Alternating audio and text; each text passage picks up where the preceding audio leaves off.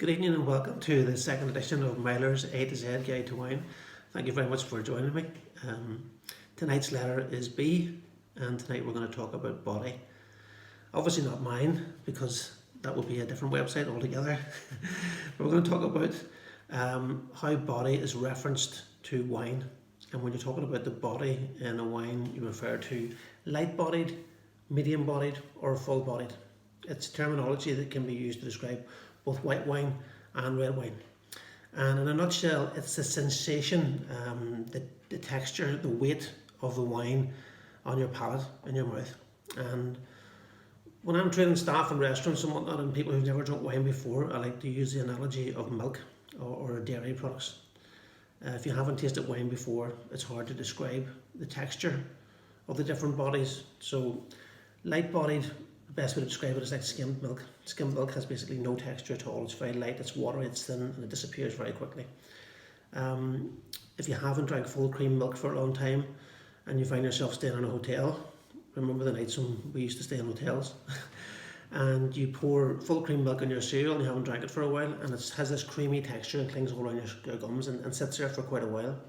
And when you get up to full-bodied wines, something you paid a lot of money for, with a lot of body and texture, it's like double clotted Devon cream on top of a scone. And then you go like that, it just clings all around your gums, everywhere, magical. So whenever you're matching wine with food, body is also very, very important.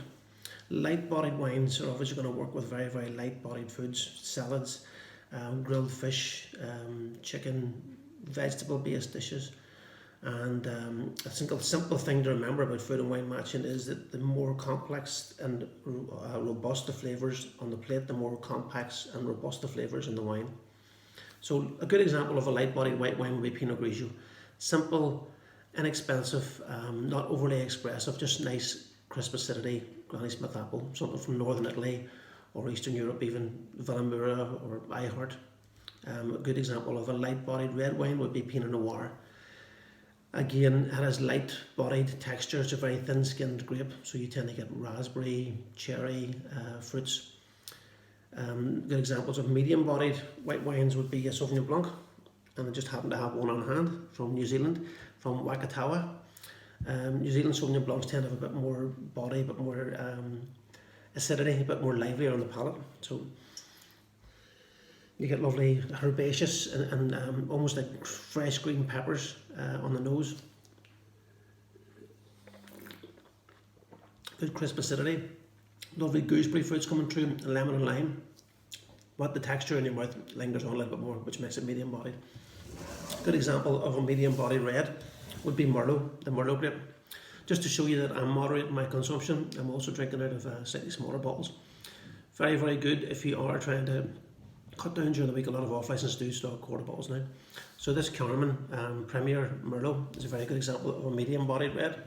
You get lovely soft plummy fruits. Very, very, very, very generous on the nose, really, really jumping out of the glass at you.